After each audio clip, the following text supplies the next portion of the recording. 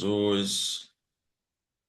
É um privilégio estar aqui com vocês, mais um encontro para tratarmos sobre a palavra de Deus. De fato, devemos ter muita responsabilidade quando fazemos isso, né? Em refletir, em se aprofundar, estudar, meditar. E um curso teológico nos ajuda a elucidar várias questões. Eu lembro que quando eu comecei a estudar teologia, eu não tinha muitas definições sobre o que eu acreditava. E o curso me ajudou bastante, né? Tive uma experiência muito boa. Inicialmente, irmãos, eu fiz duas faculdades de teologia ao mesmo tempo.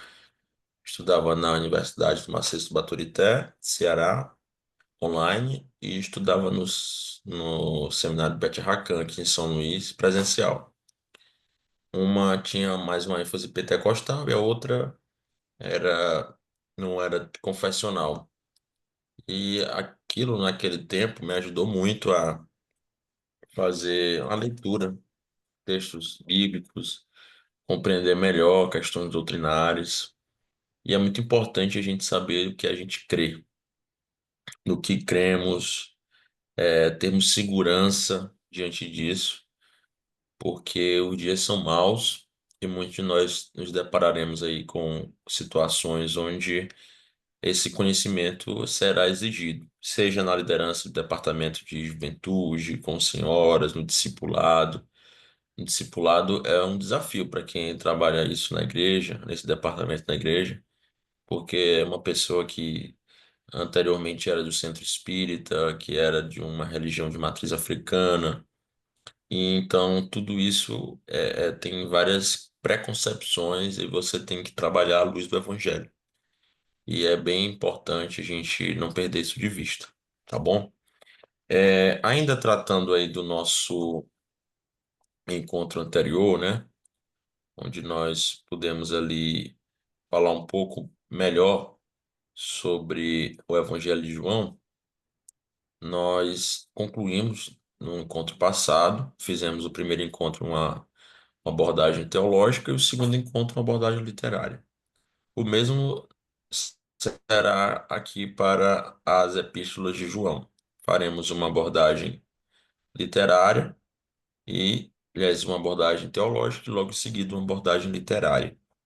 Aí no encontro de número 5 e 6 nós trataremos sobre literatura apocalíptica, João, e no sétimo encontro nós trataremos aí sobre a teologia joanina, porque isso integra os escritos de João, porque, claro, né, quando a gente fala escritos joaninos, a gente está abordando a teologia bíblica. Então temos escritos paulinos, que é a teologia do apóstolo Paulo, tem os escritos do Antigo Testamento, né, a teologia do Antigo Testamento, a teologia do Novo. E dentro esses dois grandes grupos tem os subgrupos. A teologia no Pentateuco, isso na perspectiva da teologia bíblica, né? Os poéticos, proféticos, enfim. E hoje, como eu falei para os irmãos, né, na aula passada, aquele artigo ele traz uma abordagem muito interessante aí sobre o que João pensa sobre Cristo. Inclusive, a produção do apóstolo João no que diz respeito à teologia, então, a teologia joanina é uma leitura da divindade em sua perspectiva e dentro da sua escatologia. Se você não leu esse artigo, leia, que ele é muito bom, é um artigo que tem referência de peso, né? O próprio Meyer Pilman, Bruce, vários autores muito bons que vão ajudar vocês a abordarem melhor essas questões. Enfim, meus irmãos, então vamos iniciar orando, feitas essas considerações iniciais. Peço aqui ao irmão José Hilton, se possível, que faça essa oração inicial, para que logo em seguida nós iniciemos de fato mais uma aula. Tá bom? Irmão José Hilton, o senhor está por aí? Amém. Vamos orar. Amém. Deus amado e soberano, te agradeço, Senhor, por minha Senhor vida e de Deus, todos os alunos, professor, por esse maravilhoso dia que o Pai. Senhor nos concedeu. Peço a tua bênção. Deus, que nós Sim. tenhamos uma boa aula em nome do Senhor Jesus. Assim eu oro e com fé eu te agradeço. Amém. Amém. Glória a Deus. Então, meus irmãos, escritos joaninos, como nós já estudamos bem, né, nos nossos encontros anteriores, são divididos no Evangelho, nas epístolas e na literatura apocalíptica. Nós já concluímos, o Evangelho e nós concentramos ali na ênfase, na ironia de João, na anfibiologia. E hoje eu estava aqui pesquisando, né? Vou publicar aqui minha dissertação, estou na lida ainda. E estava lendo bastante aqui Bruce, o próprio Craig Keener, Cozeman, que são exegetas aí do Novo Testamento, abordando essa face helênica, ou seja, essa face grega da audiência nos dias de Paulo, de Pedro, da igreja do primeiro século. E isso é muito bem observado, por exemplo, na prosopopeia, uma figura de linguagem utilizada conforme a personagem, né? Diferente do que hoje o português define como prosopopeia, né? Prosopopeia que atribui elementos de seres vivos a seres inanimados. Por exemplo, o lenço está suado. Um lenço não vai ficar suado porque ele não tem glândulas sudoríparas que produzem suor, mas é uma forma de dizer que ele está molhado. Mas a prosopopeia dos dias de Paulo, de Pedro, João, é mais voltada para a forma como cada expoente, cada autor, cada orador se posicionava diante da sua audiência. E a gente tem a ironia, temos várias métricas, formas de discurso, todas elas, sobretudo, inspiradas em Homero. Então, quando a gente assiste a aqueles filmes inspirados em Homero, né? A gente vê, por exemplo, Ilíada e Odisseia, um grande clássico da literatura. A gente pode até se deparar com Percy Jackson, fala da mitologia grega. De fato, Homero inspirou Paulo, inspirou Pedro, inspirou praticamente todos de seu tempo. E Homero, ele ficou famoso ali praticamente no terceiro século antes de Cristo. Então foram anos e anos após que mesmo assim se cultivava, se analisava as suas obras. Ele era como se fosse um ditado popular. E João está nesse cenário. A gente vai ver, ainda estudando aqui as epístolas, nesse caráter teológico também, literário, que ele teve muito dessa influência. A gente não pode desvencilhar João de seu tempo. Eu acho que a grande questão dessa disciplina, irmãos, é a gente não agir com anacronismo, de forma impressionista, ou seja, eu olhar para um texto e querer interpretar no tempo de hoje. Então, os escritos de João não são de 2025. A obra, a literatura joanina, ela é muito antiga e ela tem uma audiência.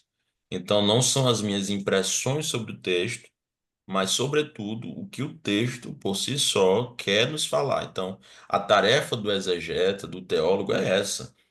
E é muito difícil. É muito fácil você olhar para o texto e dizer, ah, isso aqui significa isso. Mas quando você vai estudar o panorama histórico, teológico, se aprofundar nos fundamentos narrativos, você vai ver que não é nada fácil. Na verdade, é muito difícil. Então, sabendo disso, meus irmãos, hoje nós iremos recapitular. Estamos aqui iniciando três epístolas, todas elas redigidas aí próximo ao ano 90, na década de 90 depois de Cristo. E vale ressaltar que João foi o último apóstolo a morrer e foi o único a morrer por causas naturais. Inclusive, se fala aquela obra História dos Mártires, né? Não sei se os irmãos já leram essa obra. Eu tenho ela aqui. Se você pegar esse livro e torcer, sai muito de sangue, porque é uma obra que retrata com muitos detalhes, muito realismo, o sofrimento dos primeiros cristãos. E se tem histórias sobre a vida de João, que antes dele ter sido entregue a viver, né, de forma perpétua na ilha de Patmos, que era uma prisão. A ilha de Patmos, para quem não sabe, era uma ilha distante, de forma. É uma ilha, né? Claro que está no meio do mar. E ela servia como colônia de presos, como Alcatraz, né, nos Estados Unidos, ali para os presos que ficam no São Francisco, que é muito mundialmente conhecido. E João foi para lá. Mas antes, segundo algumas tradições, ele, por ter sido alguém que provocou a ira nos imperadores romanos, sobretudo Diocleciano, né? Diocleciano, que a gente tem os mais malditos, né? Mais maléficos, entre eles Nero e Diocleciano. Diocleciano pensa que foi o pior. Ele condenou João a ser morto de forma escaldada. Não sei se os irmãos já ouviram essa história, mas não custa nada a gente relembrar. Se alguém já tiver, comente no chat para a gente trocar alguma ideia aqui. Então, a condenação de João por se insurgir contra o Império Romano era morrer cozinhado. É triste, né, irmãos? Morrer cozinhado.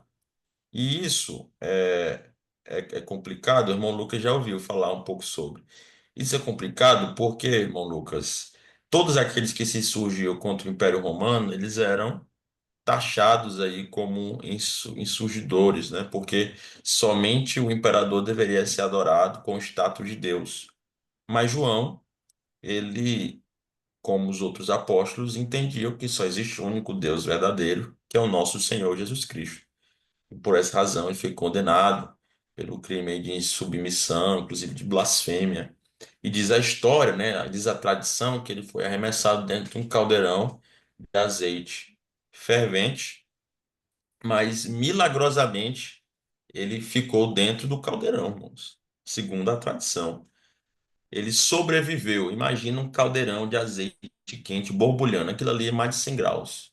Ninguém em condições normais sobreviveria, mas ele permaneceu. E diz ainda a história, alguns, que ao sair da panela de azeite fervendo, ele ainda disse para os seus algozes: esse azeite está muito frio, porque o azeite que arde dentro de mim é muito mais quente que esse daí. Interessante, né? João, não sei se isso é verdade, como eu disse aos irmãos, é tradição, provavelmente foi verdade, mas nos mostra nos relatos que ele não temia nem mesmo a morte. Tá bom? Então, vamos agora tratar sobre questões teológicas acerca aí das cartas de João. É importante saber, inicialmente, o nome. Como nós já vimos a respeito do Evangelho de João, vários manuscritos nos mostram expressões que relacionam-se com o título atribuído a essa obra literária. Quem foi que botou o nome Evangelho de João? Ou quem foi que botou o nome Carta de João? É uma pergunta interessante, porque poderia ter sido atribuído aí aos reformadores, quando eles organizaram o cânon, né? O cânon protestante já havia sido finalizado antes da Reforma Protestante, né? É o cânon mais antigo, mas só no Concílio de Trento, o ano 1613 em seguinte, 1663 em seguinte, que foi então acrescentado às obras deuterocanônicas, Tobias, Judite, primeiro e segundo Macabeus. Mas o fato é que, quem foi que botou o nome Carta de João? Nós temos aqui, ó, alguns manuscritos que trazem essa ideia de João, né? O primeiro manuscrito que eu trago aqui para os irmãos, ó, tem escrito aqui, ó, Ianum, Ionum, que é justamente a designação grega para João, né? E tem um Azinho aqui, ó, o alfa, né? A João. Esse manuscrito traz isso. Esse outro manuscrito aqui, ó, Ianun Epistolem ou seja, a Epístola de João. Olha só, nós temos um manuscrito que traz a expressão grega epistole.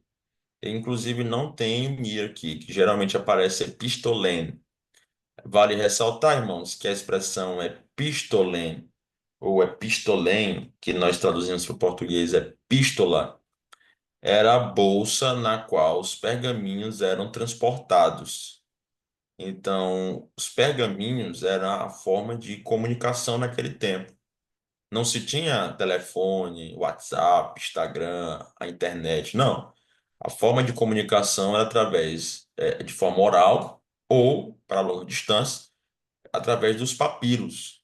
Papiro era um papel bem espesso, geralmente feito aí de bambu, e que esse papiro, as inscrições poderiam ser feitas de tinta, extraída de algumas especiarias, ou ainda de carvão. Os mais antigos eram de carvão, mas com a descoberta e aperfeiçoamento da tinta, acabou que foi esse meio mais utilizado. E isso foi utilizado por muito tempo. Somente no século XV, no final do século XV, início do século XVI, ou seja, meados de 1450 a 1500, que teve a invenção da imprensa com Gutenberg. Nós temos esse outro papiro aqui, ó, do Hagio Apostolo Ionum Epistolenia, ou seja, a epístola do Santo Apóstolo João. É um papiro aí siríaco, né? Que é da Igreja Católica Oriental. A gente não tem tanto acesso a eles, porque quem influenciou a Igreja Católica no Brasil foram os ocidentais. Mas se os irmãos um dia tiverem a oportunidade de visitar, existem templos católicos orientais na Turquia, Constantinopla foi um grande momento, né, uma grande cidade. Na Rússia, até hoje, os católicos ortodoxos são o maior número naquele país. Nós temos aqui esse outro manuscrito, ó, Ionum Epistolem a Evangeliken Theologia Perihu. E aqui não temos a menção específica do santo apóstolo, mas temos aqui João, novamente, a epistolém, novamente a expressão, e do evangelista, uma epístola teológica.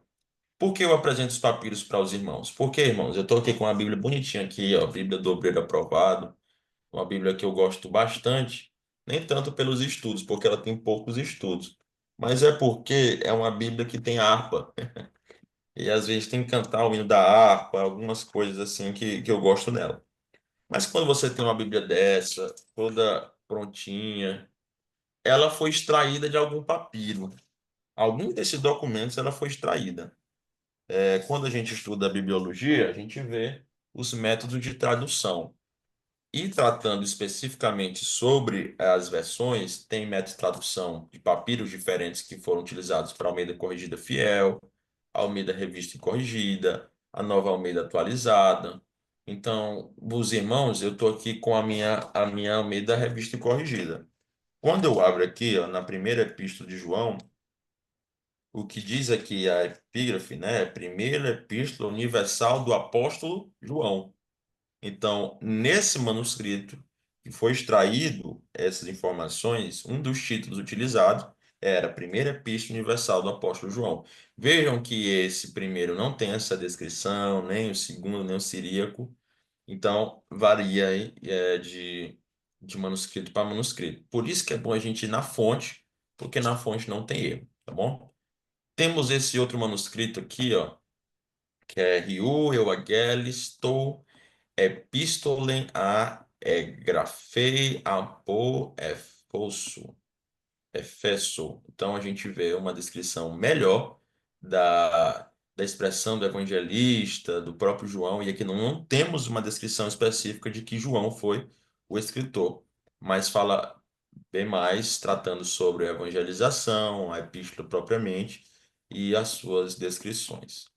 Outras epístolas que nós temos aqui, ó, nós temos Yanun Gama, né? Que provavelmente aí tratando sobre o terceiro manuscrito, ou também o endereçamento. Aqui nós temos Ionum Epistolê novamente, Epistolê Ionum, inverteu a ordem, Turragios, Apóstolo Ionum, Epóstolê. Então a gente vê diferenças aqui nos manuscritos, só para os irmãos terem essa distinção. Essas outras aqui, ó, tem essa descrição também, ó, Yanuá, Yanum Epistoleá, Turrágios Apostolém, então são bem parecidos aqui, certo? Então, como nós já vimos nos manuscritos, as descrições, geralmente os títulos são atribuídos a João. Uns colocam que é Epístola de João, outros é Epístola do Santo Apóstolo João, outra é Epístola do Apóstolo João. E aqui a que nós utilizamos aqui, Primeira Epístola Universal do Apóstolo João, trata-se, ela tem respaldo entre os manuscritos, inclusive o que nós olhamos aqui, que é o 1244, tá bom? Então agora vamos tratar especificamente do autor dessas epístolas. Primeiro, a gente tem evidências externas para tratar sobre isso. Nós temos aí um grande autor, Clemente de Roma, que faz alusão às epístolas, e a datação dessa alusão aqui é ano de 95 depois de Cristo, e aí é o autor que mais se aproxima do período que João redigiu, essa obra literária, né? Vale ressaltar que ela foi redigida aí na década de 90 depois de Cristo. Nós temos aqui, ó, Inácio de Antioquia também faz alusão às epístolas. Eles tiveram muito respaldo, várias obras, tratados teológicos publicados aí nos primeiros anos da igreja, os primeiros séculos da igreja. Nós temos aqui a Epístola de Diogneto, expressões teológicas também compatíveis com as epístolas. Nós temos a Epístola de Barnabé, e aqui nós vemos uma datação mais posterior, né, 130 depois de Cristo, mas preserva a linguagem e a teologia, demonstrando, claro, essa influência dos escritos de João. Eu mencionei, inclusive, no nosso primeiro encontro, Policarpo, né, que foi um bispo de Esmirna, que ele foi discípulo de João, tem também publicações dele.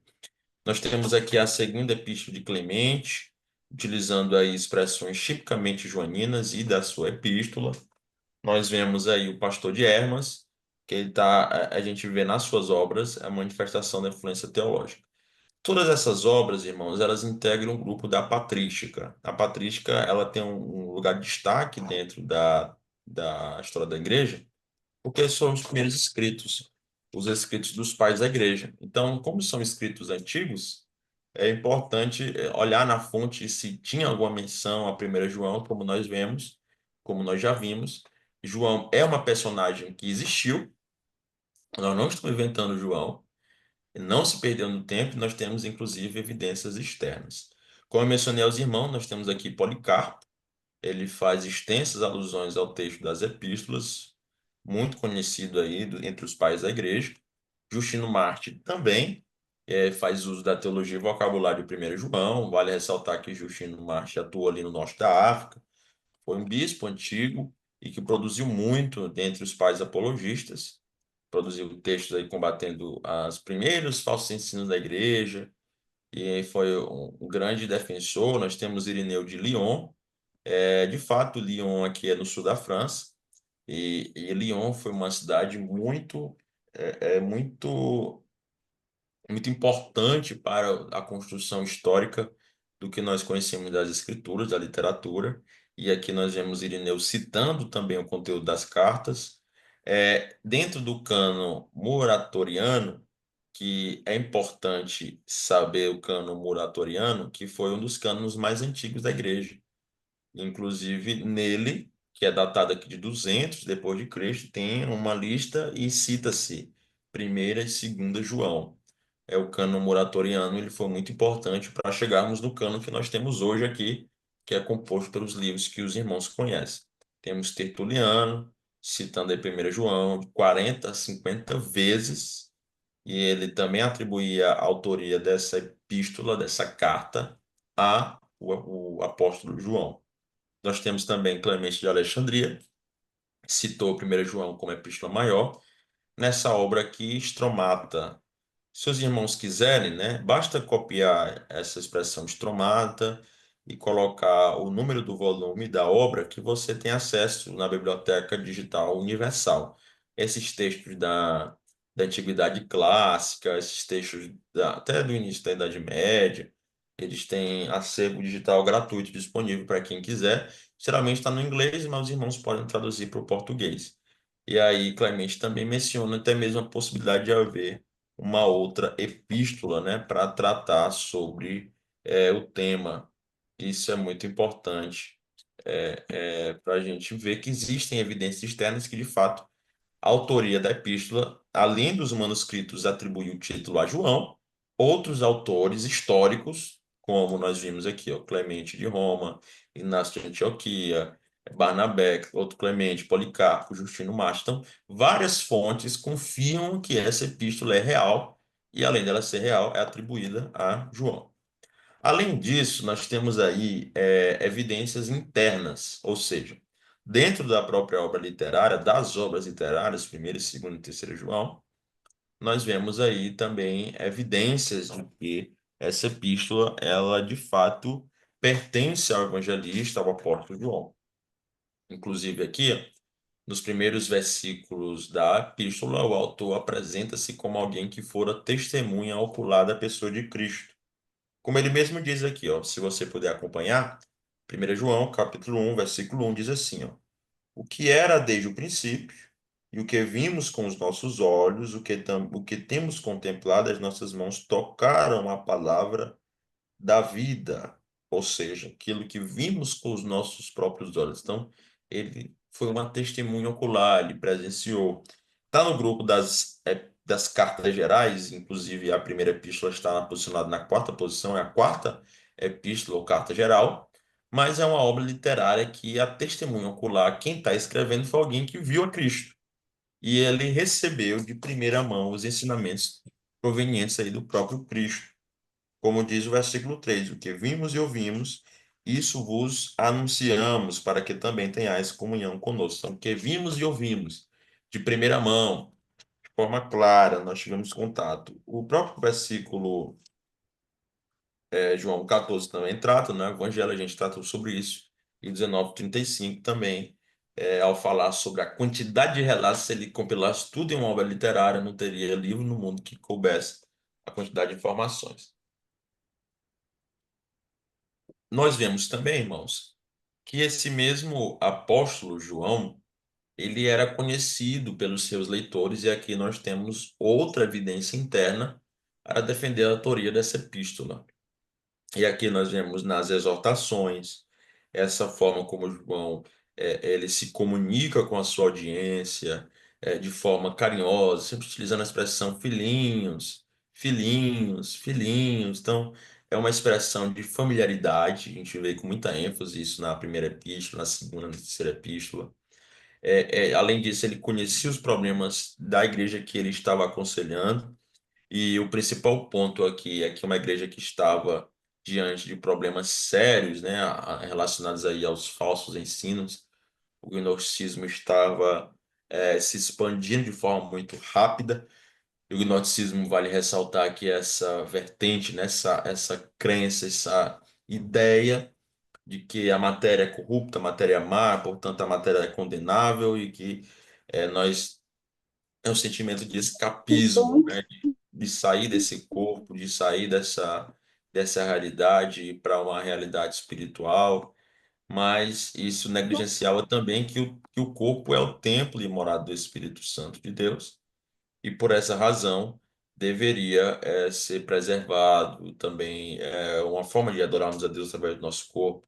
Não somente isso, mas o gnosticismo conflitava com a inspiração das Escrituras. Eles queriam muito, né, os gnósticos queriam muito difundir as obras pseudoepígrafas, que não eram obras que condiziam com os fundamentos do cristianismo primitivo, porque eram obras fictícias, obras falsas, né, fakes, era atribuída a alguém, mas esse alguém não redigiu. Então nós vemos aí esse embate de João quanto a essa abordagem. O fato de conhecer os problemas teológicos também é muito bem observado, e uma possibilidade do próprio autor fosse uma figura conhecida por sua posição. E nós vemos aqui, ó, no versículo 18, quando ele diz assim, ó: filhinhos, e já é a última hora, e como ouvistes que vem o anticristo, também agora muitos se têm feito anticristos, por onde conhecemos que é já a última hora. Saíram de nós, mas não eram de nós, porque se fossem de nós, ficariam conosco, mas isto é para que se manifestasse que não são todos nós. Então nós vemos essa ideia em primeira pessoa. João ele está complacente, ele está envolvido na comunidade. Vale ressaltar que é uma epístola universal, não é uma igreja como da Galácia, de Filipos, não, a região da Galácia de Filipos, não. É um grupo de cristãos. E ele é o último escritor, né? A obra é mais tardia em termos de datação do Novo Testamento, é as obras de João. E aí nós vemos essa posição, essa familiaridade que ele tinha, e é mais uma evidência quanto à sua autoria. Além disso, irmãos, nós vemos que o própria autoria, como judeu, é muito claro. O escritor João, ele não escreveu em grego.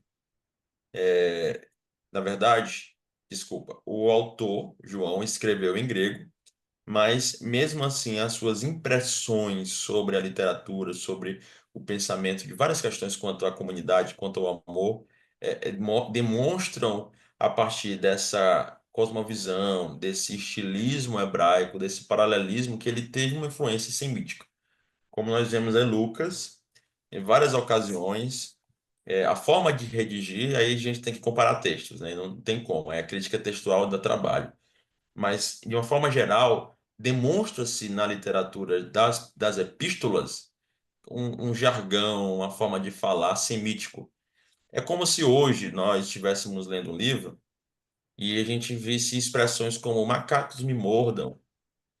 É assim, não é algo tipicamente brasileiro. Então a gente vai remeter a Estados Unidos ou ainda expressões que não são usuais do nosso dia a dia, mas são atribuídas a outras culturas. Então, essa impressão na literatura é muito observada também na escrita joanina. E, claro, o autor tem autoridade. Então, quando o autor ele conflita os falsos mestres, falsos profetas, os anticristos que se levantaram, a forma como ele trata os seus leitores nessa abordagem precisa, familiarizada, dando a ideia de que é como se fossem filhos mesmo, netos dele, que ele, de fato foi tardio, né, já era idoso. Essa ideia que ele também lhe é atribuído ao presbitério, né, que é um ofício dos mais velhos anciãos. Até mesmo a própria confecção do documento, historicamente, enfatizam isso, que João tinha autoridade de poder se manifestar, de poder tratar sobre o assunto, mas claro, com muita autoridade também, mais uma evidência que corrobora essa questão, tá bom? E claro, as evidências internas incluem a forma como ele se relaciona com o quarto evangelho. Então, quando nós comparamos o Evangelho de João com a primeira epístola, que é a porta de entrada para as demais epístolas, né? A segunda e a terceira epístola é uma complementação à primeira, nós vemos a forma como ele olha para a divindade de Cristo, como ele compreende a ação de Cristo, e ele faz muito bem essa defesa do sacrifício vicário de Cristo, sua encarnação, principalmente no capítulo 1 e no início do capítulo 2. Até mesmo a interpretação parecida com Logos, né? Como nós vimos a forma como ele narra a criação, e aqui no 1 João também ele faz um breve relato, como se fosse um epílogo, prólogo, melhor dizendo, dessa carta. E aí nós vemos essa similaridade com as expressões, com os ofícios atribuídos a Cristo, essa compreensão da grandiosidade de Deus, Pai, o relacionamento, a Trindade. Então, nós vemos essa similaridade, sugerindo, claro, que fossem concomitantes, né? É a mesma autoria, mas aí tem algumas pessoas, sobretudo críticos, que entendem que é um acréscimo pessoal com explicações específicas, dirigidas a pessoas específicas, e aí foi anexado ao Evangelho. Mas com base nas evidências internas e externas dos papiros, a gente entende que isso aí foi desenvolvido pelo próprio apóstolo João. Só para ficar claro para os irmãos, aqui nós temos um breve comparativo de como 1 João também se parece com o Evangelho de João e corrobora isso que eu estou falando. Olha só, 1 João 1, o que era desde o princípio, o que vimos com nossos olhos, o que temos contemplado e as nossas mãos tocaram a palavra da vida. Quando a gente compara com João 1, no princípio era o verbo, e o verbo estava com Deus, e o verbo era Deus, nos fala aí dessa similaridade, né, dos dois acontecimentos aí de tanto de João escrevendo na epístola, como também o próprio evangelista. A expressão verbo e palavra, nós vemos outras menções, como por exemplo aqui em 1 João capítulo 1, versículo 7, que diz assim, ó: mas se andarmos na luz, como ele na luz está, temos comunhão uns com os outros, e o sangue de Jesus Cristo, seu Filho, nos purifica de todo pecado. Interessante aqui essa ideia da luz em Cristo. João apresenta também lá nos versículos, no versículo, os versículos iniciais, né, do Evangelho, e aqui nós vemos na primeira epístola, aqui comparando também a obra de Cristo, né? O próprio Consolador, meus filhinhos, estas coisas escrevo para que não pequeis. Se alguém pecar, temos um advogado para com o Pai, a figura do Paráclito, né? E ele continua para com o Pai, Jesus Cristo justo, nos dando ênfase naquilo que ele tratou também, que nós não ficaríamos órfãos, mas teríamos um outro Consolador, um outro Paráclito. A ideia do crer, nós vemos aí em 1 João 5, versículo 1, nos ajuda a entender, ó, todo aquele que crê que Jesus é o Filho, que é o Cristo nascido de Deus, e todo aquele que ama o que o gerou também ama o que dele é nascido. Aí nós comparamos com João 3,16, porque Deus amou o mundo de uma tal maneira que deu o seu Filho unigênito para que todo aquele que nele crê não pereça, mas tenha vida eterna. Tanto a ideia de ser filho unigênito, que é de proceder de Deus, de ter a mesma natureza, como ser nascido de Deus, de ter a mesma natureza, são interconectados. A ideia de permanecer em Cristo, ó. Aquele que diz que está nele também deve andar como ele andou. A gente vai lá para João 15:7, que é um outro momento da literatura João, que nos mostra: se vós estiverdes em mim e as minhas palavras estiverem em vós, pedireis tudo o que quiserdes e vos será feito. Então, nós vemos a forma como ele se relaciona, né? Várias questões. Vemos aqui, ó, a primeira epístola, né? Capítulo 2, versículo 11. Mas aquele que aborrece a seu irmão está em trevas, e anda em trevas e não sabe para onde deva ir, porque as trevas lhe cegaram os olhos. A gente compara aí com João 12:35, que diz, ó: disse-lhes, por Jesus: a luz ainda está convosco por um pouco de tempo. Andai enquanto tendes luz, para que as trevas não vos apanhem, pois quem anda nas trevas não sabe para onde vai. Linguagens parecidas, metáforas parecidas. Então a gente vê nesse comparativo que se parece muito. Então, mais uma evidência forte de que o Evangelho de João também foi redigido, a Epístola de João, pelo mesmo autor. Nós vemos, além disso, pode falar, irmão Lucas. Eu acho interessante também, pastor. É, deixa eu só mudar.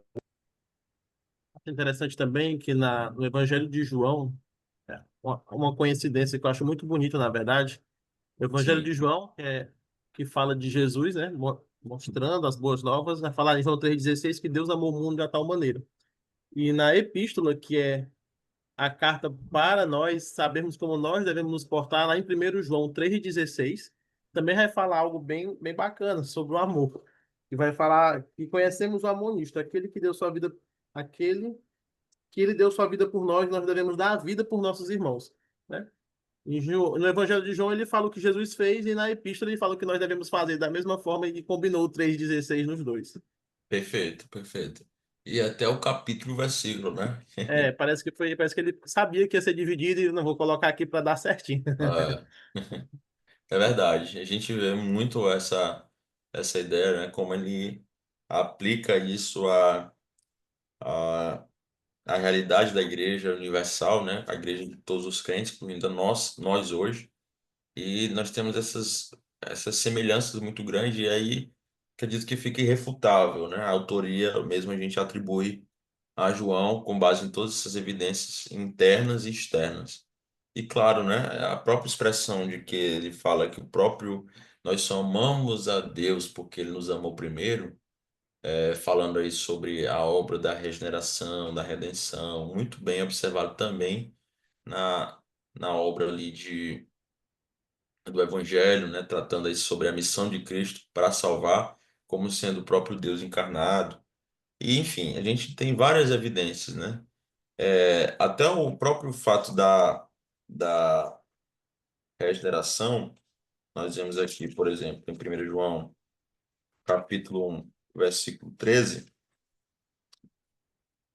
diz assim, aliás, desculpa, capítulo 3, versículo 9, diz assim, ó, qualquer que é nascido de Deus não vive na prática do pecado, porque a sua semente permanece nele e não pode viver em pecado, porque é nascido de Deus. Sobre o novo nascimento, sobre a nova vida em Cristo, a gente vê também semelhanças aí sobre a relação de Deus a partir do sacrifício, né? Como a gente vê em 1 Epístola, no capítulo 5, versículo 6. Este é aquele que veio por água e sangue, isto é, Jesus Cristo, não só por água, mas por água e por sangue, o Espírito que é o que testifica, porque o Espírito é a verdade, ali fazendo um contrassenso que nós vemos aqui em João 19:34, quando comparamos e vemos também a ideia. Contudo, um dos soldados lhe furou o lado com uma lança, e logo saiu sangue e água. Então, tanto o evangelista João, escrevendo o evangelho tratando sobre esse sacrifício de Jesus, saindo sangue e água, e também comenta sobre sangue e água, procedendo aí de Jesus para a remissão dos nossos pecados através do ato santificador, testemunhal do Espírito Santo. Então, é muito importante essa tabelinha aqui para elucidar essas questões, tá bom? E meus irmãos, agora, tratando aí sobre essa similaridade teológica, nós vimos aqui versículos, né, que tratam sobre isso. E agora a gente vai ver semelhanças entre a literatura joanina, as epístolas, com propriamente o Evangelho. Lembrando que no nosso próximo encontro que a gente vai se aprofundar na análise literária. Hoje nós iremos falar um pouco mais sobre a análise teológica dessas epístolas. Então, o primeiro ponto de similaridade são os não resgatados. Então, a gente vê teologicamente que esses documentos eles se preocuparam em observar, em deixar claro que o ser humano precisa de Cristo. Que, como nós vimos lá no comecinho, João 1,5, sobre a contemplação da luz e que as trevas queriam ofuscar a luz de Cristo, né? Inclusive a gente discutiu isso dentro da anfibiologia. Nós vemos que nessa abordagem, tanto o evangelho quanto as epístolas tratam que todo ser humano precisa da redenção de Cristo. Caso contrário, são de Satanás, pertencem a Satanás. Isso é tão sério que ele diz ainda no capítulo 3, versículo 8: quem pratica o pecado é do diabo, porque o diabo vive pecando desde o princípio. Para isto o Filho de Deus se manifestou, para desfazer as obras do diabo. Então nós vemos que todos aqueles que vivem em pecado são do diabo. E aí a gente entra naquela narrativa que o próprio João trata sobre conhecer a verdade do Evangelho, que essa mesma verdade nos libertará. Mas caso vocês não sejam libertos pela ação de Cristo, como diz no versículo 36, se pois o Filho não vos libertar, verdadeiramente sereis livres. Mas se você não for liberto, não for resgatado, o que vai acontecer? Versículo 44. Vós tendes por pai ao diabo, e quereis satisfazer o desejo do vosso pai. Ele foi homicida desde o princípio, e não firmou na verdade, porque não há verdade nele. Quando ele profere mentira, fala do que é próprio, porque é mentiroso e pai da mentira. E aqui nós vemos essa similaridade. Todos precisamos do resgate através de Cristo. Só que essa relação, ela não se demonstra apenas de forma escrita. O ser humano, ele é resgatado, né? O ser humano, na verdade, não resgatado, ele também é descrito como alguém que provém, que subsiste, que permanece, que vive neste mundo. E essa abordagem de João é muito, muito interessante na Epístola, nos capítulo 2, ao tratar sobre o amar ao mundo, né? Ou tratar sobre como o mundo ele toma de conta das várias áreas da concepção humana, em uma abordagem que ele traz. a soberba, a concupiscência dos olhos, a concupiscência da carne e a soberba da vida, ele está organizando todas as áreas do ser humano em três grandes grupos: aquilo que nós vemos, aquilo que nós sentimos e aquilo que nós queremos. Então, aquilo que nós vemos arrebatando nosso coração para aquilo que é errado, aquilo que nós sentimos, né? Aí aquela verdade, né? Tem um ditado popular: tem cara de mel, mas tem sabor de fel, né? Então, João está alertando contra esses falsos amores, que é o amor que provém do mundo, que a Bíblia mesmo diz: não ameis o mundo e nem o que no mundo há. Porque se alguém ama o mundo, o amor do Pai não está nele, né? A gente vê com muita clareza a soberba da vida, esse estilo de vida charlatão, demonstrando que não é. Então, João ele deixa muito claro que essas pessoas que vivem conforme esse estilo de vida mundano, na verdade, eles pertencem ao mundo. De tal forma que diz aqui o capítulo 4 versículo 5: do mundo são, por isso falam do mundo e o mundo os ouve. Então, são pessoas que têm lugar de fala, têm participação no mundo, e por essa razão têm oportunidade, têm liberdade de se envolver nesse mundo. E, claro, isso tem impactos aí muito negativos no que diz respeito à salvação. A relação do ser humano também, que não é resgatado com Satanás e com o mundo, diz ainda o escritor, é de um sistema, de uma relação de rebeldia contra Deus e, claro, concordando com as obras do diabo, o próprio Satanás. E aí diz o escritor, tanto João no Evangelho quanto na primeira epístola, primeiramente, direcionado ao pecado e à sua prática como estado natural. E aqui nós vemos no capítulo 3 versículo 4 quando ele diz: qualquer que pratica o pecado também pratica a iniquidade, porque o pecado é iniquidade. Então, participa do estilo de vida mundano, promíscuo, inadequado, iníquo de alguém. E ainda o escritor fala: vós me buscareis e me achareis, e aonde eu estou, vós não podeis ir. Sobre essa separação, tem uma separação. E por consequência, nós temos esse estado de incapacidade, alienação moral, de autonomia, de liberdade, condição, quando o próprio escritor comenta: se dissermos que não temos pecado, enganamos a nós mesmos e não a verdade em nós, porque é incapaz, é totalmente impossível nos relacionarmos com Deus fora de Cristo e dizemos que nós não pecamos porque, afinal, todos nós pecamos. E o texto diz ainda: disse-lhe Jesus: se fosseis cegos, não terias pecado.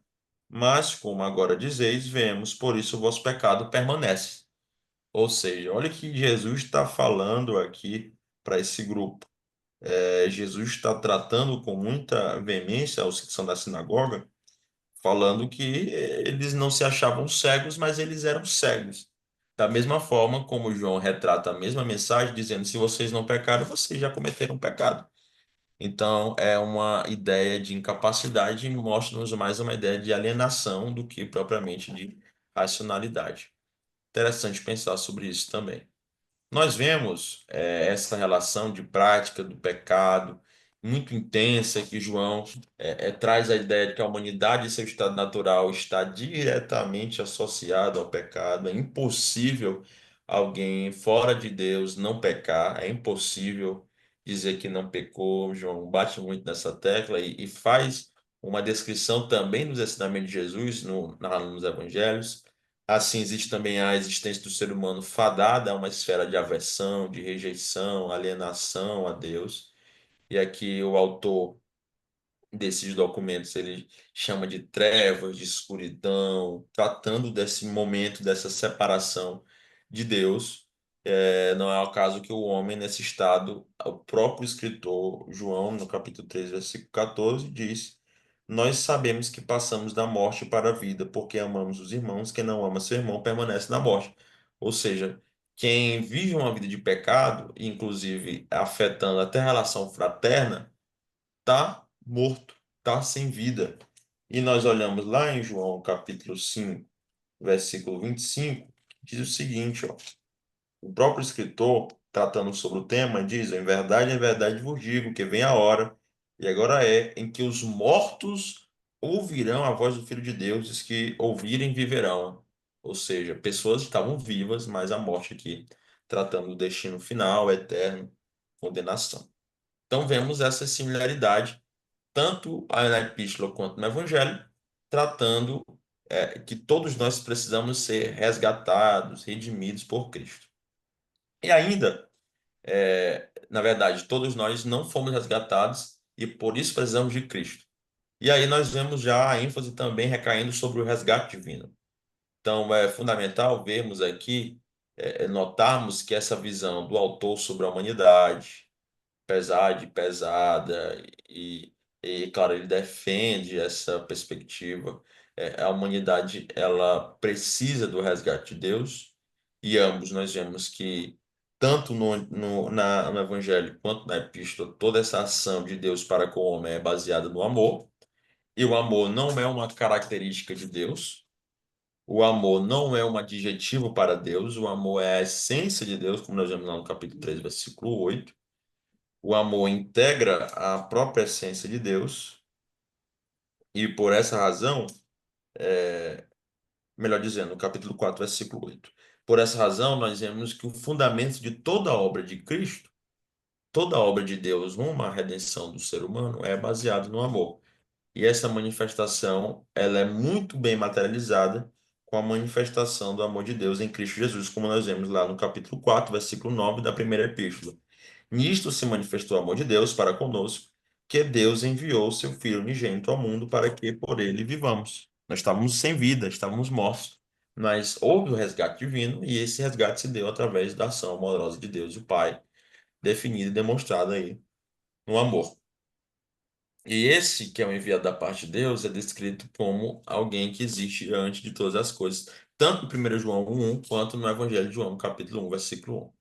Jesus, ele é, de fato, o Filho de Deus, ele é o próprio Deus, como diz o versículo 20 do capítulo 5 da primeira epístola, dizendo: E sabemos que já o Filho de Deus é vindo e nos deu entendimento para conhecermos o que é verdadeiro, e no que é verdadeiro estamos, isto é, em seu Filho Jesus Cristo.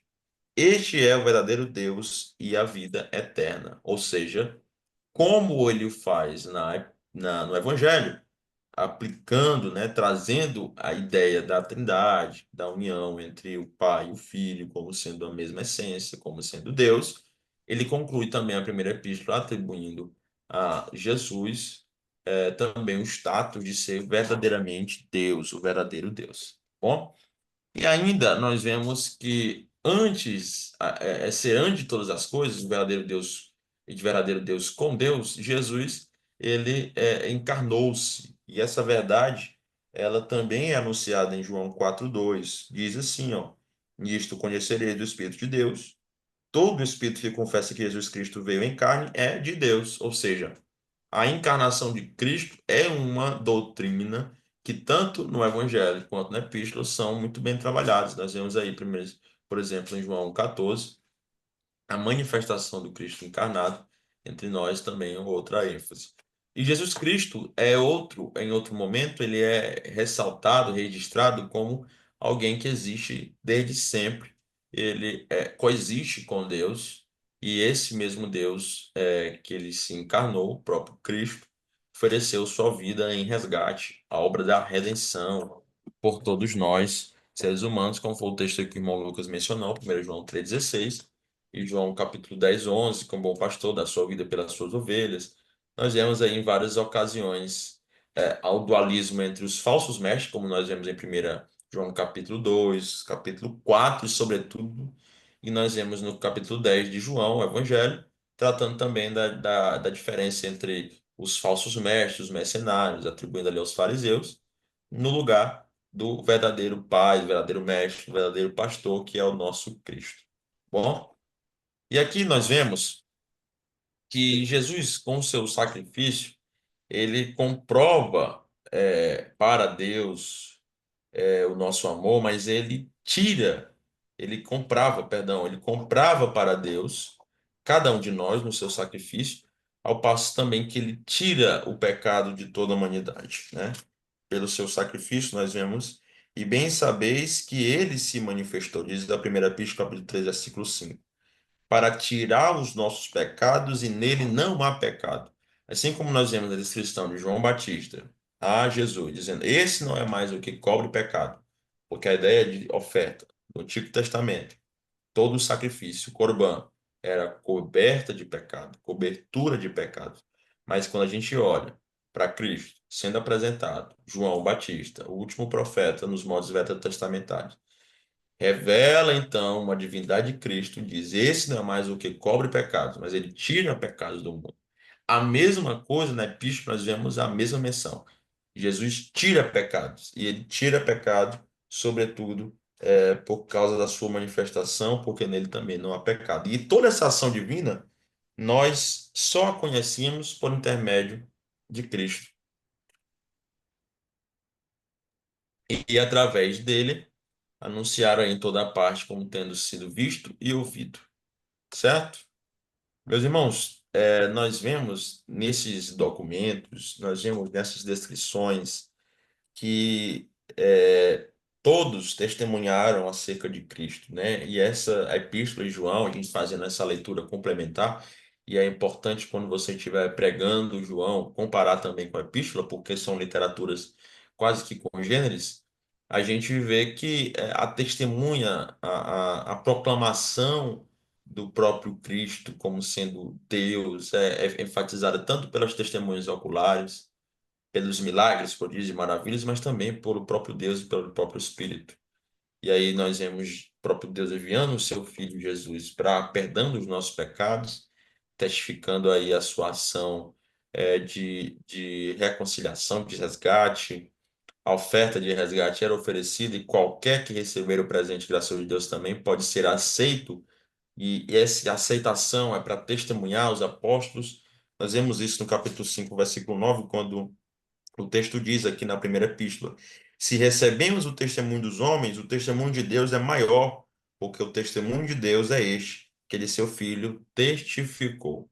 Então, quem recebe essa obra de Cristo, a redenção, a reconciliação, nós vemos esse resgate divino também com uma ênfase muito grande na epístola, uma ênfase teológica que tem bastante similaridade com o Evangelho, e essa aceitação para testemunhar, falar do amor de Deus, muito bem trabalhado aqui dentro de João.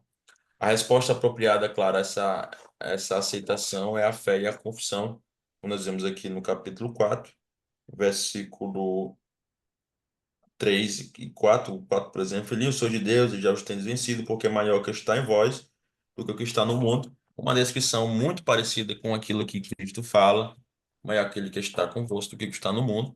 Então, nós vemos aí evidências claras, né?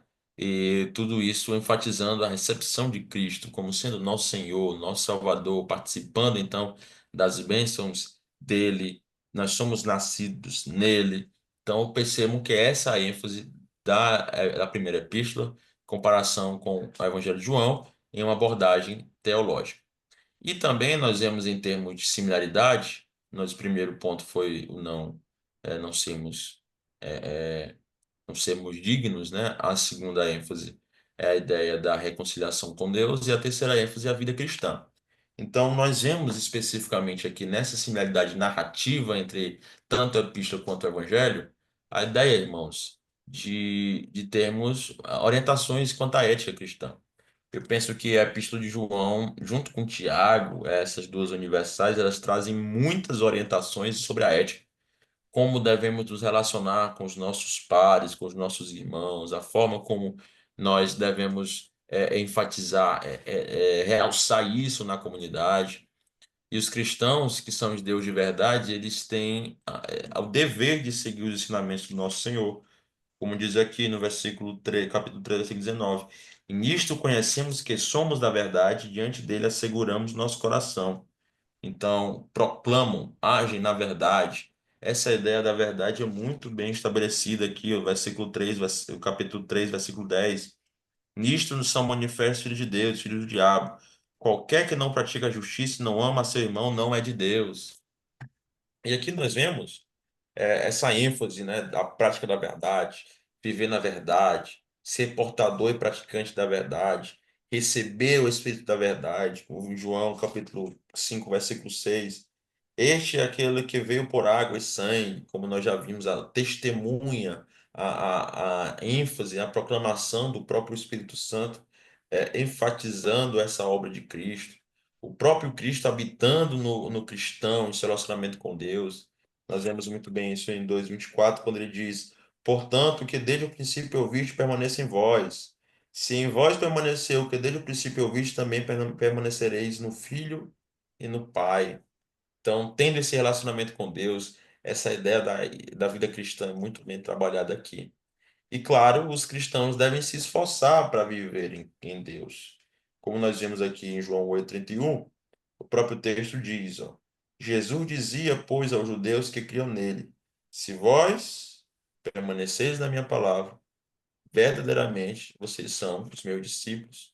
Aí nós vamos para a Epístola, capítulo 2, versículo 27, que diz: E a unção que vós recebeste dele fica em vós. E não tendes necessidade de que alguém vos ensine, mas como a unção vos ensina todas as coisas e é verdadeira e não é mentira, como ela vos ensinou, assim nele permanecereis.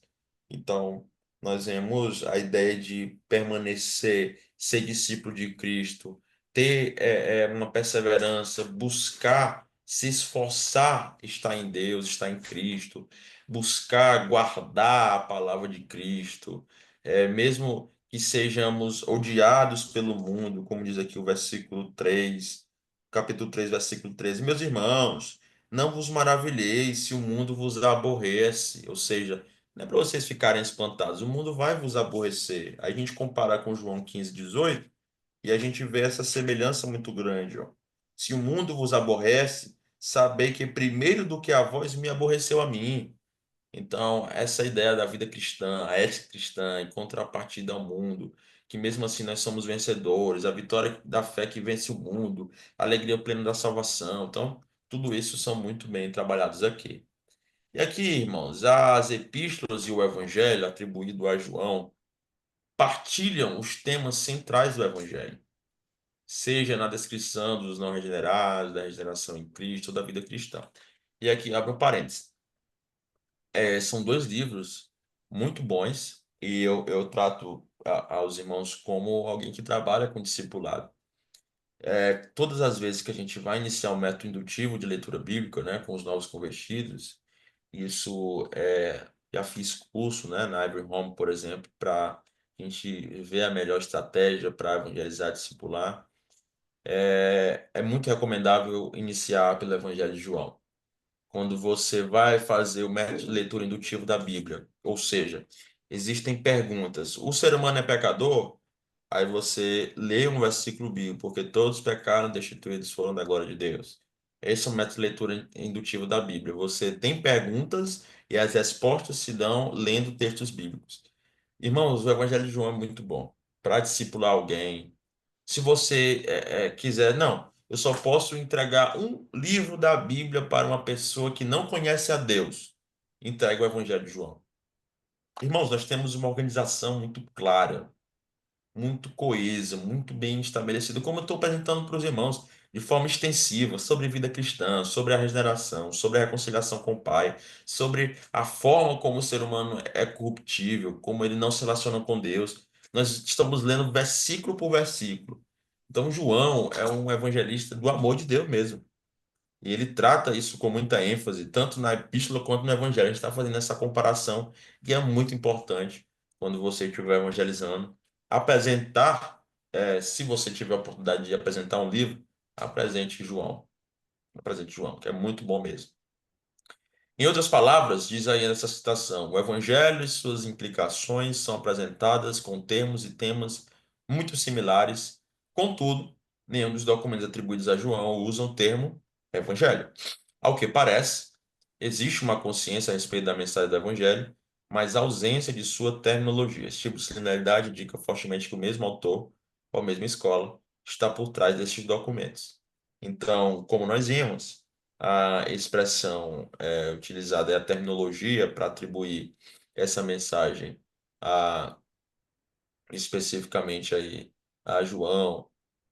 Em alguns manuscritos a gente tem ausência, mas de modo geral, nós vemos que todos esses termos, a teologia, as demonstrações de afeto, de amor, de orientações doutrinárias, enfatizam que ambos foram desenvolvidos pelo mesmo autor, e a gente defende que foi o grande escritor João, tá bom? Nós comparamos, irmãos, Evangelho de João com a primeira epístola. E agora nós vamos comparar as epístolas, primeira, segunda e terceira epístolas, porque tem uma similaridade teológica muito interessante e a partir dela nós vamos extrair conceitos chaves aí, tá bom? Os irmãos estão entendendo? Tá dando para compreender? Peça o feedback dos irmãos. Pastor Edson, diga lá, o senhor está entendendo? Tô gostando, tô entendendo e tô gostando. O senhor está no caminhão aí, meu nobre? Tô aqui no Mato Grosso, tô em Confresa. Cheguei agora há pouco. Ei, pastor, está longe, senhor. Tô Que longe. benção. Mas está Pode ter estudando a carreta palavra de aqui. Deus aí, onde quer que esteja, está Tô estudando. refletindo. Não pode parar, né? É verdade. O senhor tá vendo como é parecido o evangelho com a primeira epístola? É uma harmonia, assim. Eu já tinha prestado atenção, só que eu não sabia no tamanho dessa harmonia, né? Achei muito interessante isso que o senhor está falando aí, confirmando, né, através da própria palavra. Sim. Lendo aqui capítulo por capítulo, versículo por versículo, a gente vê que o autor mesmo, de forma quase irrefutável, que João escreveu a epístola e o livro, né? Porque tem alguns Isso, críticos que questionam a autoria joanina. Por isso que a gente está trazendo essa abordagem. Nós temos aí vários autores e as próprias evidências internas, né, que enfatizam isso. Mas, acima de tudo, as questões teológicas, né? Teologicamente, as questões são muito interessantes e que ajudam a gente a pregar quando os irmãos estiverem no culto de rua, numa cruzada, tiver a oportunidade de evangelizar pessoalmente alguém, vejam que é um ótimo livro para apresentar o amor de Deus, a ética cristã. É muito bom. Esse livro é muito bom. Os dois que nós analisamos até agora e as demais epístolas também, segundo e terceira João.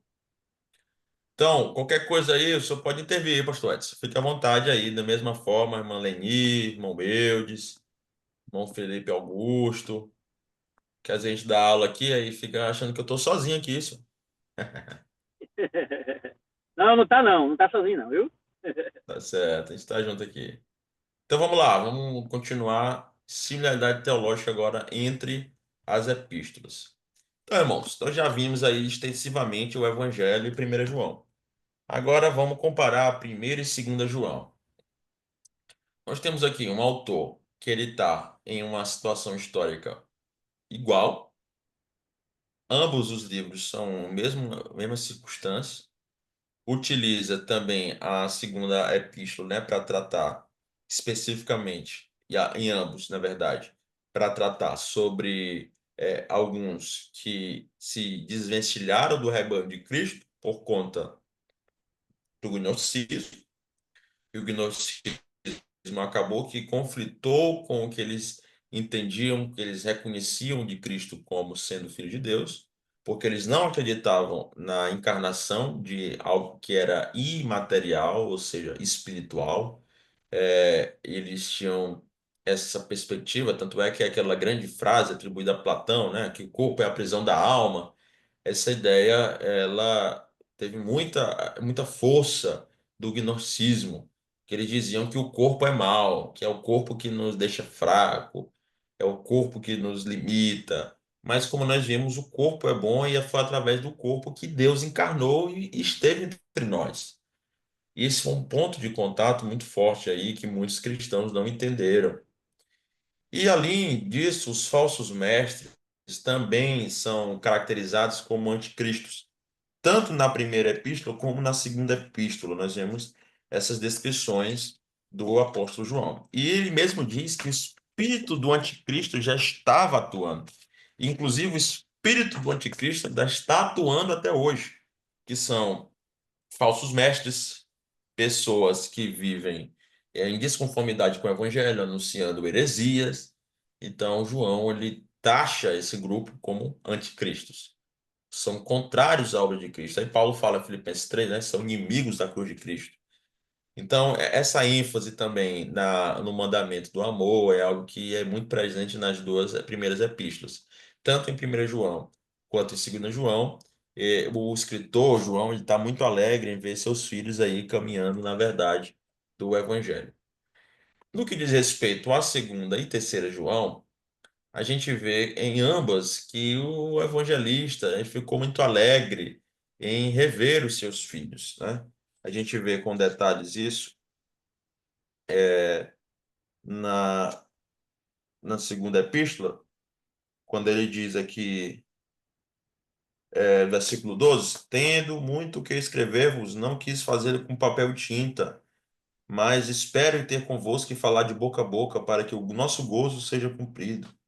Então, vejam a forma como ele se relaciona de forma próxima, querendo essa proximidade. Ele logo bem na introdução, ele fala no capítulo 1, né, no versículo 1, o ancião, a senhora eleita e a seus filhos.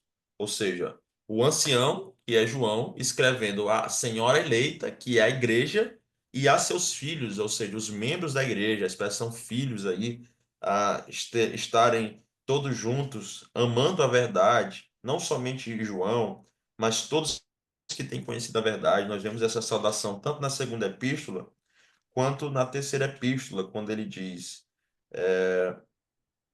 porque muito me alegrei, verso 3, quando os irmãos vieram e testificaram da tua verdade, tratando aqui sobre Gaio. Depois a gente vai ver com detalhes. Não tenho maior gozo do que este, o de ouvir que os meus filhos andam na verdade.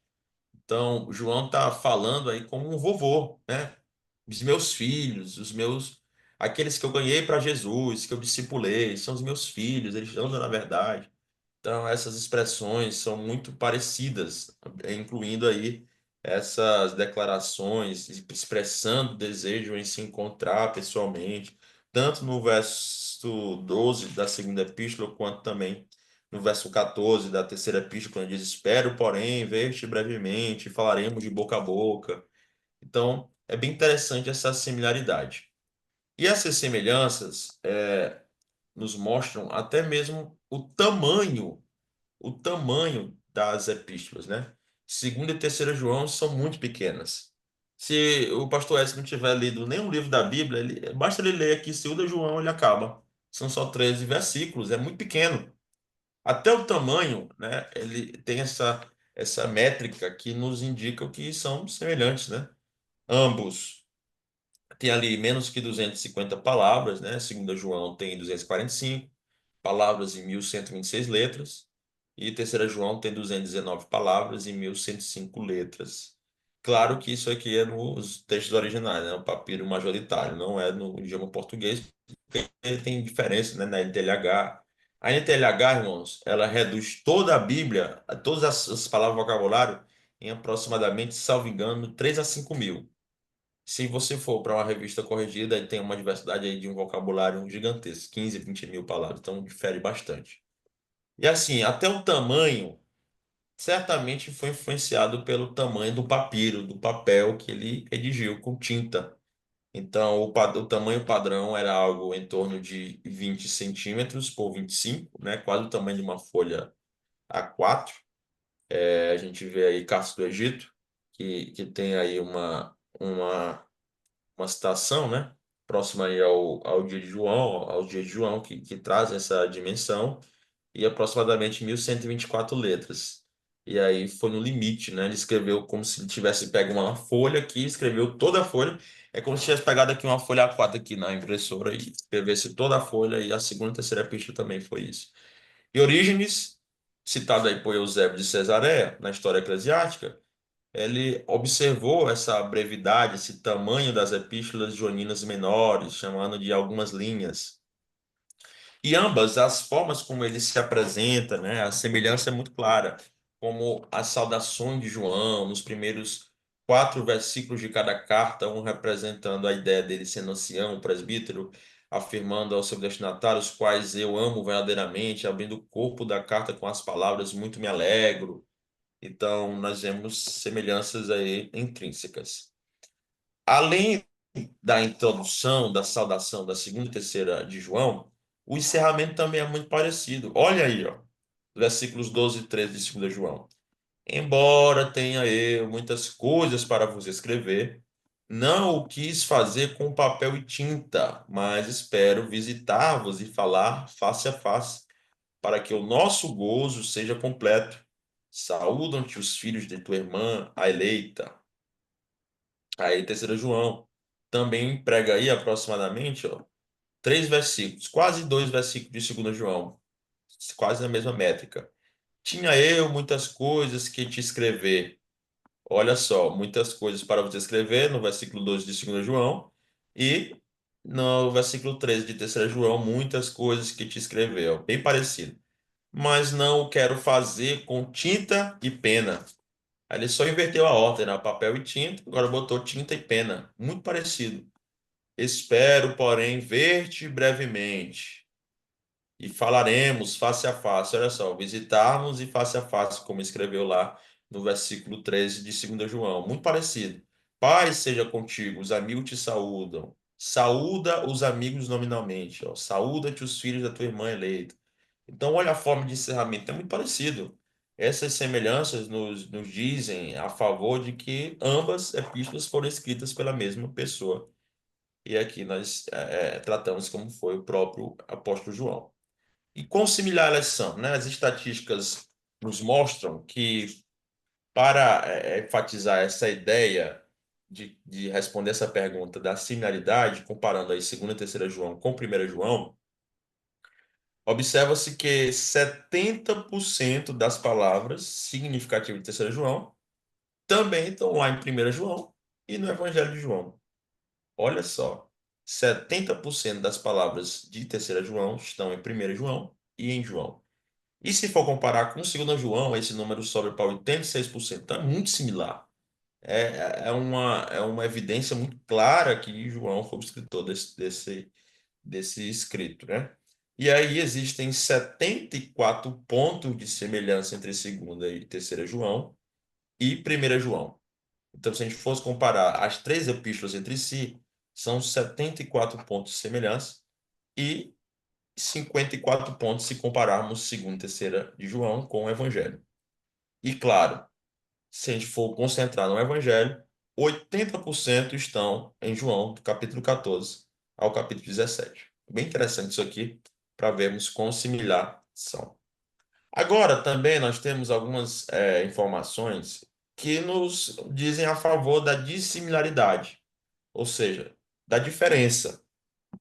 Aqui, por exemplo, ó, nós olhamos para a 2ª e 3ª João e vemos que o escritor de 2ª e 3ª João, ele se identifica, ele mesmo fala o ancião, a eleita, como diz na 3ª epístola, ou o presbítero, a eleita, como diz na 2ª epístola, mas em 1ª João, o escritor ele não se identifica. Nós temos uma diferença. Em 2ª João, nós vemos aí logo no primeiro versículo, os leitores, né, são descritos como técnica, que é uma igreja local, eles são personalizados aí, personificados como se fosse uma senhora. Ele chama de senhora eleita. Já em 1ª João, ele utiliza o plural técnica, mas se referindo aos filhos de Deus e do diabo. Então, como se fosse senhora e depois senhores ou senhoras.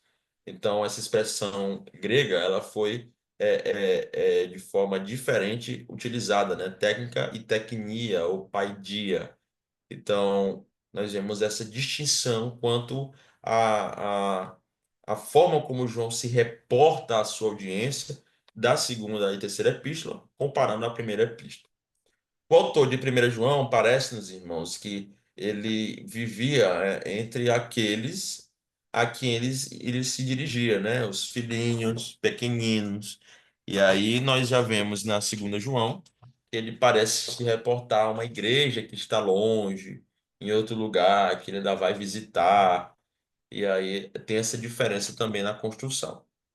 Até mesmo a expressão grega ekletos nos traz a ideia que essa senhora representada em 2 João 13 e diz muito bem o texto. Saúda-te os filhos de tua irmã, a eleita, a irmã aqui, senhora, né? A eleita que é muito bem representada na igreja, né? Pode ter sido até um acréscimo, uma inferência não joanina. É a mesma coisa, irmãos, quando a gente vê, por exemplo, naquele texto em João capítulo 5 do paralítico do tanque de Betesda. Os irmãos lembram desse texto? Paralítico do tanque de Betesda? Aí lá está o paralítico. Nós até comentamos, né, no nosso encontro, acho que anterior foi o primeiro. Ele está lá no tanque de Betesda e aí tem um papiro, um manuscrito que coloca que o anjo balançava as águas, conforme a tradição. Mas se você for olhar outra Bíblia, por exemplo, Almeida, a NVT, a Nova Versão Transformadora, ela não traz essa informação. A Almeida Revista Corrigida, ela traz. O anjo tocava, e se tinha essa ideia, que ele tocava a água e quem descesse primeiro seria curado. Porque foi um acréscimo do Código Sinaítico, né? Então, existem diferenças entre os papiros. Por isso que eu falei para os irmãos que é importante a gente comparar os papiros, porque a gente tem o NVT, de método de tradução, diferente da Almeida Revista Corrigida. E aí, voltando aqui, no entanto, nem o Evangelho, nem 1 João foi direcionado a uma igreja distante. E aí tem essa diferença, né? Essa expressão de endereçamento, não temos como saber se ele utilizaria essa eleita senhora ou se foi uma forma nova de se reportar à sua audiência. Mas claro que no pensamento joanino, nada impede de entender que os cristãos, como eleitos de Jesus, estivessem integrando essa senhora, né? Essa eleita senhora, e todos integrando o mesmo corpo de Cristo. Segundo João 2, fala da verdade, diz assim, ó, por amor da verdade que está em nós e para sempre estará conosco. Ou seja, a verdade que permanece em nós. E nós não vemos em 1 João e nem no Evangelho essa mesma expressão, utilizando o verbo permanecer, né? E é interessante também fazermos essa comparação. Em João 3, João, na segunda epístola, no versículo 3, diz: a graça, a misericórdia, a paz da parte de Deus Pai e da do Senhor Jesus Cristo, Filho do Pai, seja convosco na verdade e no amor. Então, essa frase é única aí no Novo Testamento, combinando conceitos teológicos comuns aí do Pai, do Filho, a frase que não é questão diferente, né? Expressões na verdade, no amor, andar na verdade, andar na luz, elas são tipicamente andar na luz, tipicamente do Evangelho da primeira epístola e andar na verdade da segunda e terceira epístola. Então, nós temos aí algumas distinções. Meus irmãos, nós encerramos por aqui. Nós fizemos aí uma abordagem teológica de vários e vários aspectos, comparando a epístola, a primeira epístola com o Evangelho de João e agora as duas epístolas. Nós dedicamos menos tempo às duas epístolas, né, segunda e terceira epístola, porque são bem curtinhas. Como os irmãos viram, é como se João pegasse uma folha A4 e escrevesse. Tem bem menos conteúdo, né? E a gente discutiu mais 1 João porque tem mais conteúdo, mas, de todo modo, no nosso próximo encontro, nós nos aprofundaremos especificamente na análise literária. Nós fizemos apenas uma abordagem teológica, nós nos aprofundaremos aí numa análise literária, e eu agradeço os irmãos que estiveram aqui presentes, aqueles que ainda vão assistir essa aula. Se os irmãos tiverem alguma dúvida, por favor, nos sinalize. É um conteúdo que exige aí muita Bíblia, né, pastor Edson? A gente tem que estar com a Bíblia na mão, senhor. É muita coisa. A gente está comparando o texto e vendo isso na prática, né? No caso concreto. E nós chegamos aqui na conclusão. O senhor tem alguma coisa a nos acrescentar, pastor? Pastor Paulo Júnior, essa situação aí que o senhor trouxe ao nosso conhecimento sobre essa mudança de tradução, né, ela é muito importante, porque eu já vi muitas pessoas criticarem essa mudança aí e querendo justificar como erro, entendeu? Erro de explanação, erro daquilo outro. Então, isso que o senhor está nos dizendo aí sobre o papiro, sobre essa mudança de tradução, né? É muito importante que você leve ao conhecimento do público, né? Para que eles saibam o que realmente está acontecendo, entendeu? Então, é fantástico, é muito importante isso que você está trazendo para nós. É riquíssimo, na realidade, isso aí. Muito bom. Glória a Muito bom. Deus. Que bênção, meu nome. Fico muito feliz. E no nosso próximo encontro nós vamos aprofundar na literatura, nas divisões, tem bastante coisa aí para a gente se aprofundar. Meu irmão Felipe, fique tranquilo, mas vai dar certo para você assistir depois, desde o começo. Mas muito obrigado, irmãos, pela participação dos amados. A gente está aqui para servir a Deus. Eu espero que tenha sido que eu consiga atender o conteúdo, porque eu também fico receoso de ser um pouco maçante. Que é muita informação, mas a gente tem que ler a Bíblia, né? Porque é muita leitura, mas tem que ler o texto bíblico para demonstrar como isso fica claro. Esse é um desafio para mim aqui, transmitir aos amados, mas eu espero que eu tenha conseguido contemplar aí essas informações para você, para a gente poder chegar em uma harmonia, tá bom? Meu nobre irmão Antônio José, só pode fazer essa oração de encerramento aqui, levando a Deus em oração, em nome de Jesus. Se alguém tiver algum motivo de oração também para orarmos a Deus, rogar pelas suas vidas, a gente ora. Pode ser, irmão Antônio José? Você está por aí? Oi, professor. Posso orar sim. Amém. Vamos orar, então. Deus de infinita graça, Deus de misericórdia. Pai, estamos gratos, meu Deus, por mais esse momento juntamente com os irmãos, meu Pai, em sala, aprendendo mais de Ti, mais da Tua palavra. Pai, continue abrindo nossas mentes, nosso entendimento, meu Deus, para que assim nós possamos crescer mais e Amém. mais em espírito, em vontade e em conhecimento. Verdade, Assim nós te sim. pedimos, te agradecemos Em por tudo nome de isso, Jesus. em nome do Teu amado, que reine e reine para sempre. Amém. Amém. Meus irmãos, até o nosso próximo encontro. Fiquem na paz. Deus abençoe. Boa noite, na paz de Cristo. Amém, Pai do Senhor. Sim.